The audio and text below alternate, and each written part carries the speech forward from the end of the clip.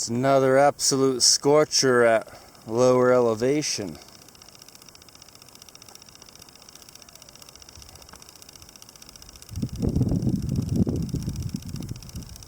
Keep hearing the horses braying.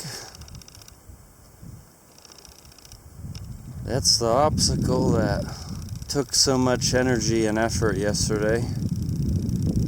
Consumed potential progress.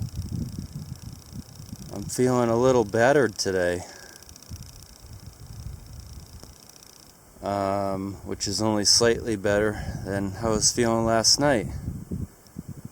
Higher elevations and snowmelt ahead, however, and hopefully I can bring myself out of this heat lull I find myself in. Been living in a very frigid climate for the past 2 years, not like I haven't had tropical experiences along the way and been to warm Nevada otherwise, but maybe I'm still acclimating to heat for the season. The triple traverse wasn't a very hot one. A couple hot moments, but I was wearing sleeves most of the time on that traverse, on that step system at least. We'll see what it's like on the steps north on the Humboldt Range ahead. And there better be a cercos or two. I'm not playing around. I'll be fuming if I don't find it. Look at all the horse trails in the burn.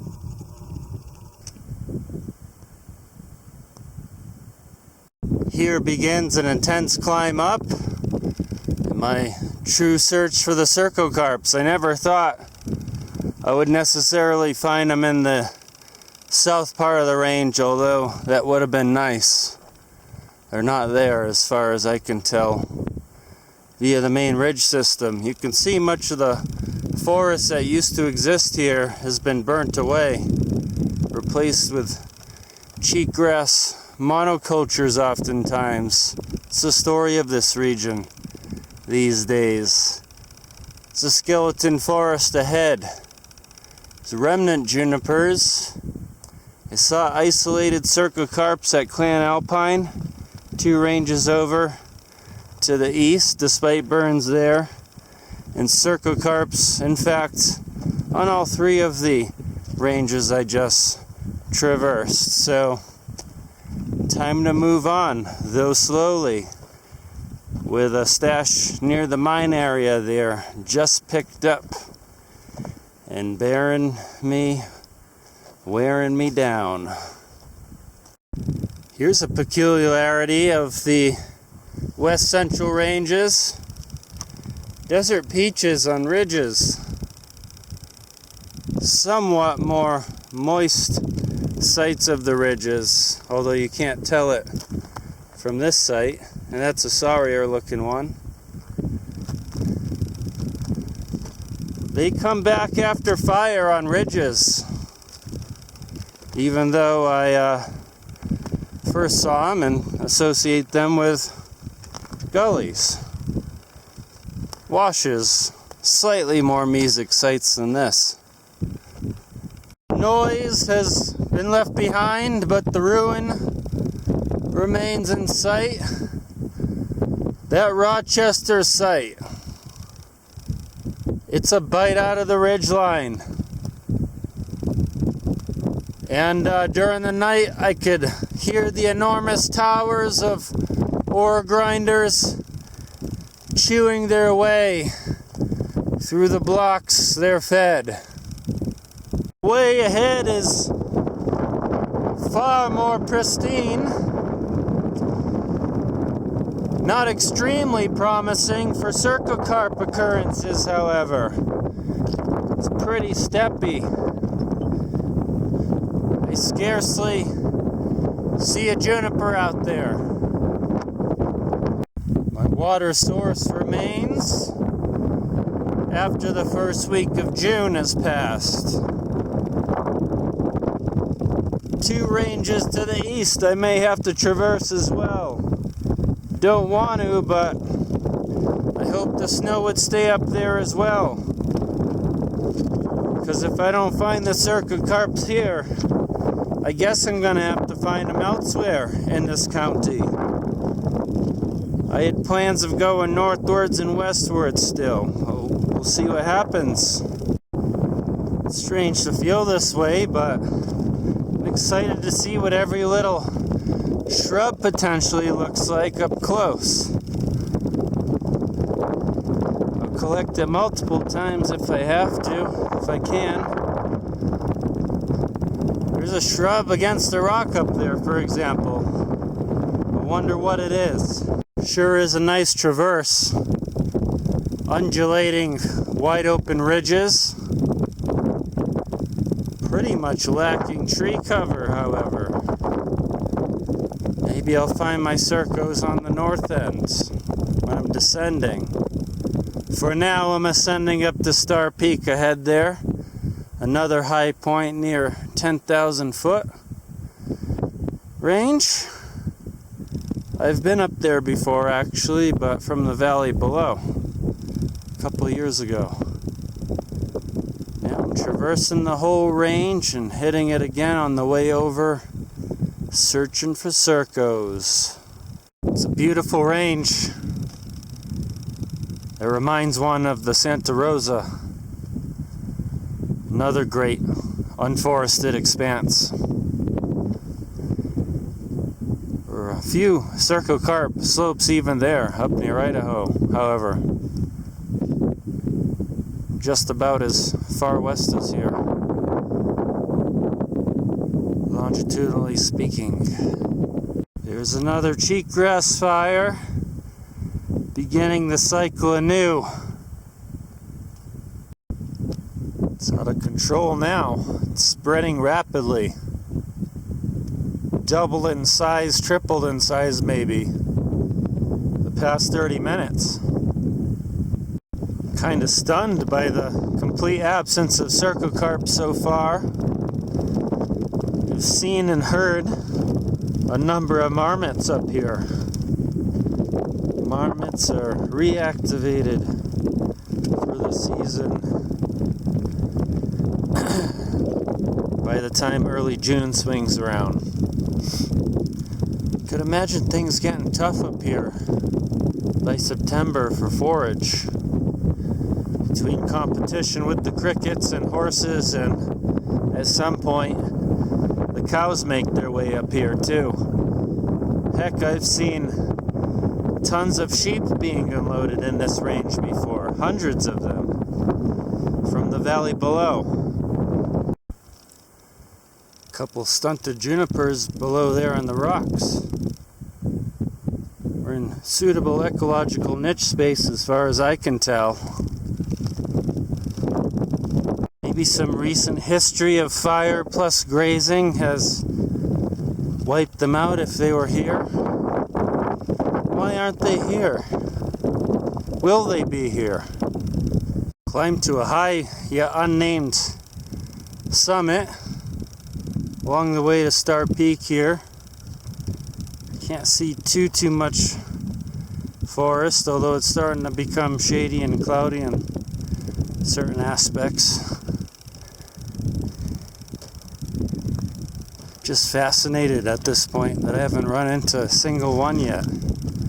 Plenty of them in the North Desitoya, widely scattered in the Clan Alpine. None yet here. Cercocarpus latifolius.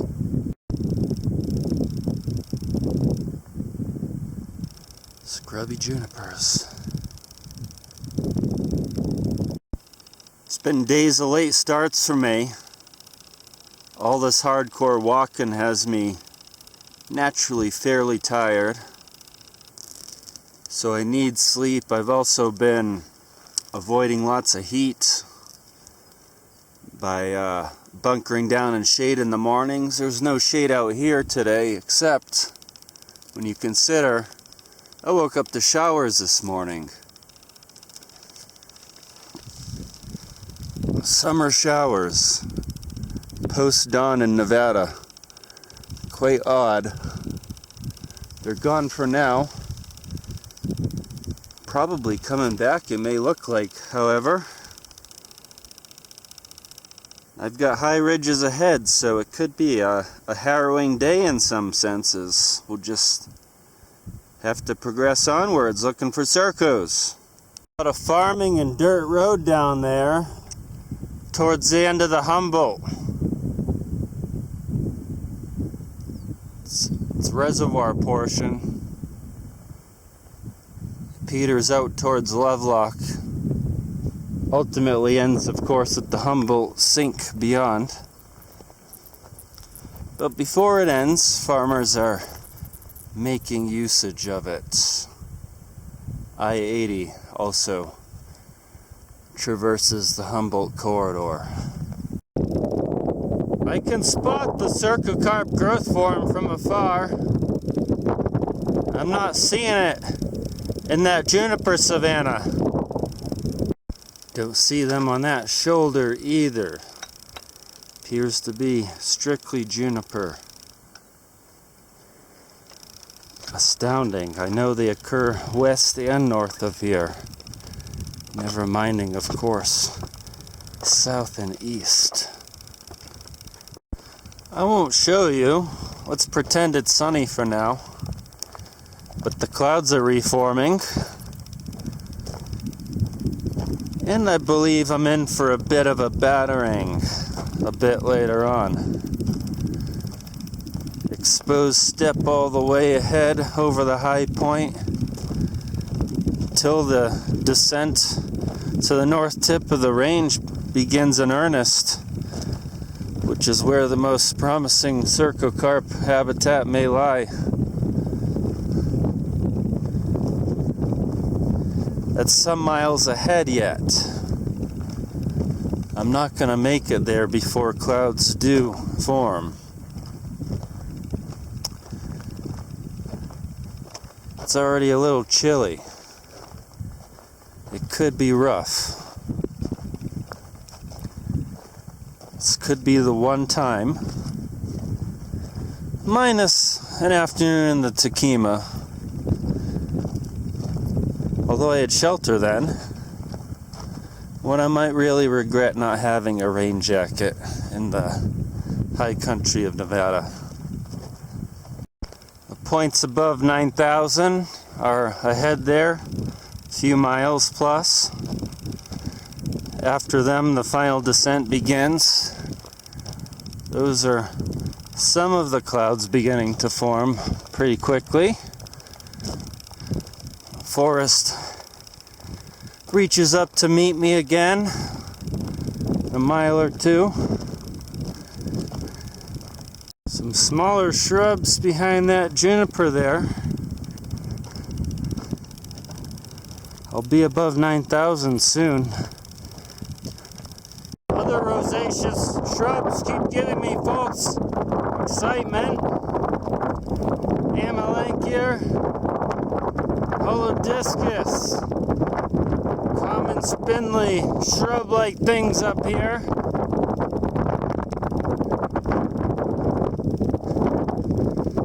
The juniper band is reaching this part of the range.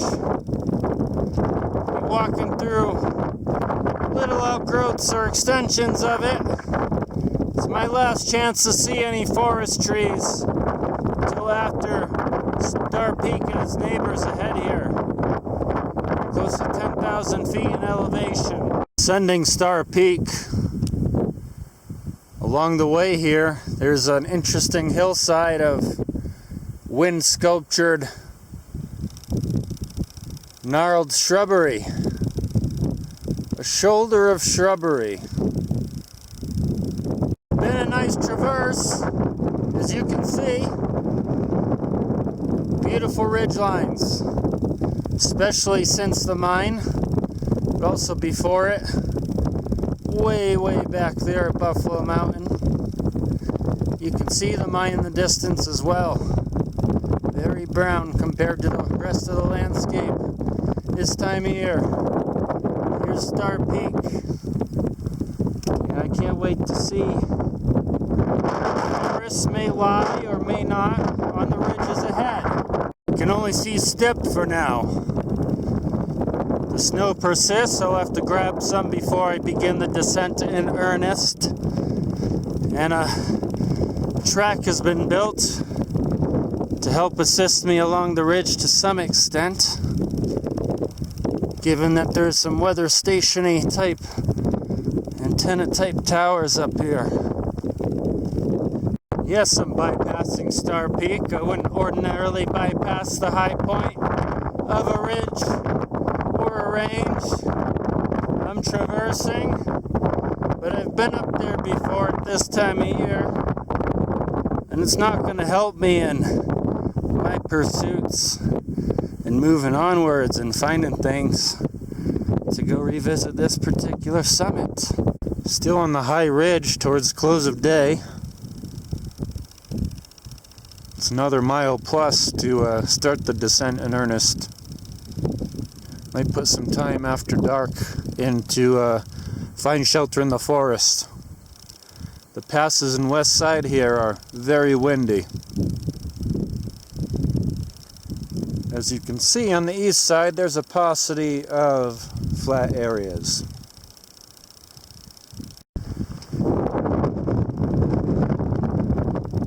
It's intensely windy on the other side of the ridge. Have to make it up to that peak still, or bypass it. Not a lot of forest below immediately. Unclear when I can stop.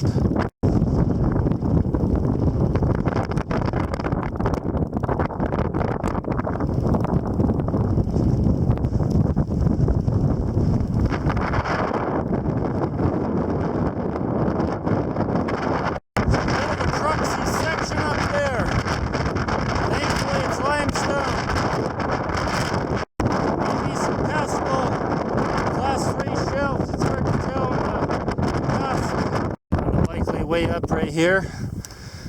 Some adorable spring parsleys up here. They're rhizomatous in the screes, well adapted to these scree limestones. A couple exposed crux moves. A little difficult with the last of snowmelt I just picked up. A hot descent tomorrow, I believe. Here's the parsleys. My God, they're amazing. Not out of the wind yet. Gotta keep going. Found a flat, sheltered from the wind spot before the ridge plummets precipitously. Somewhat sheltered from the wind. I definitely need to see what's going on before proceeding a single step further. I was not able to go further without daylight. I might even have to go back up and down and around downslope. I can't bypass the ridge to the left here, west. There's a high shelf below to the right or east. But it is very much a shelf and it drops off itself.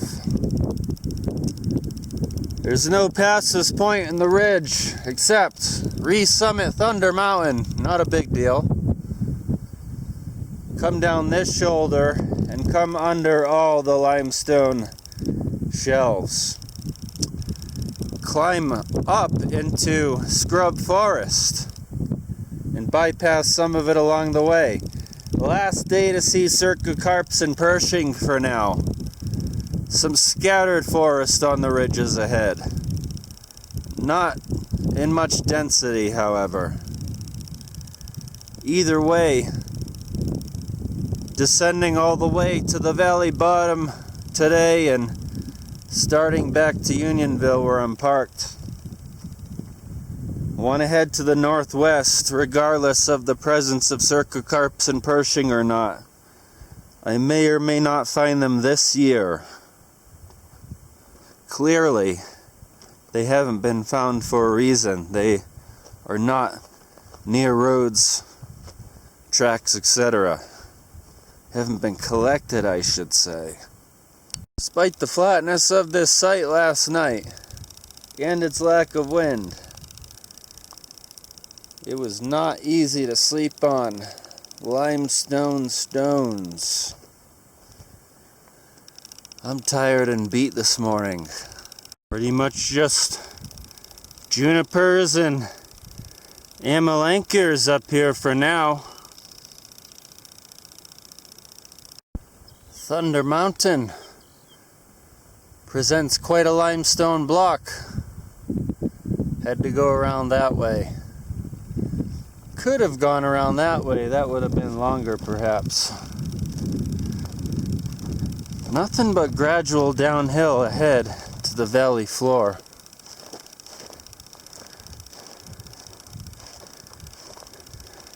There's a maple here, of all things.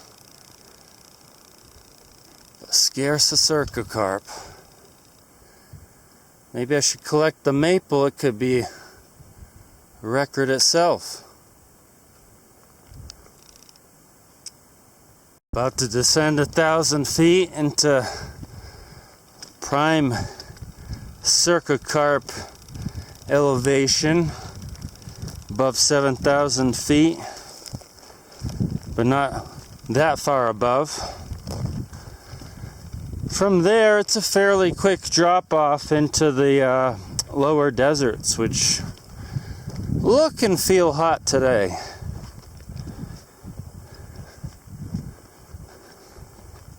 Looks like there's potentially 2 to 3 miles of ridge forest to explore yet before the landscape descends to cheat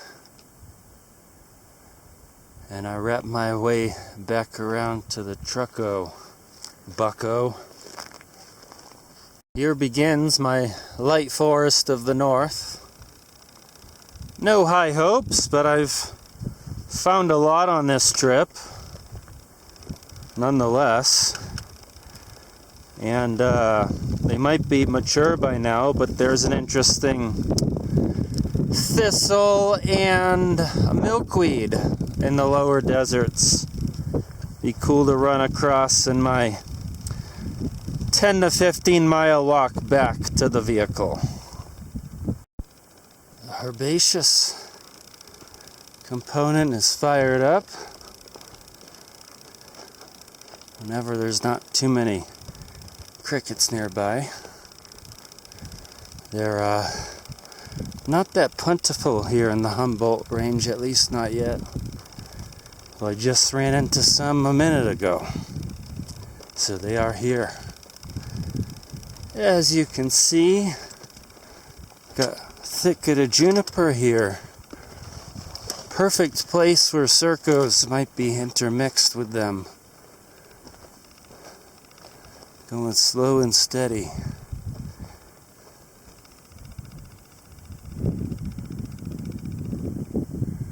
So I won't be back to this mountain range. Scanning almost every single tree as I go along here.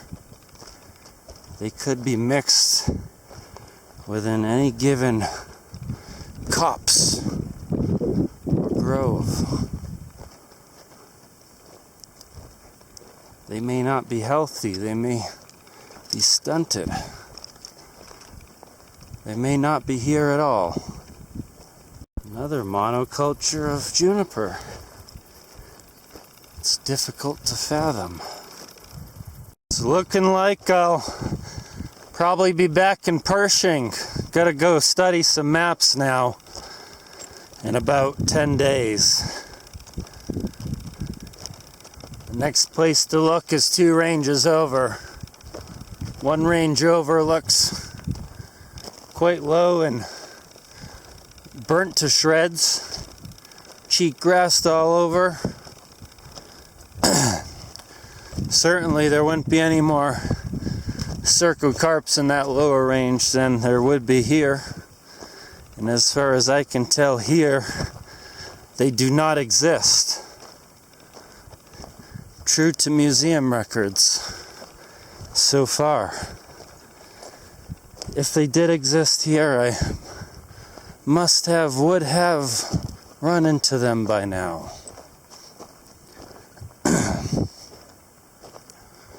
Two ranges over is Tobin Range. It's high and similar to this one.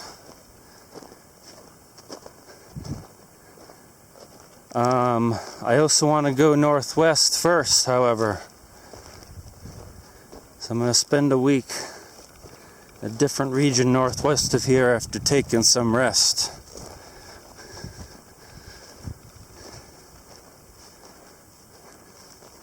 The quest for the cercocarps and Pershing will continue. And if the Tobins don't work out, there's a couple other potential areas. And that's about it for the county.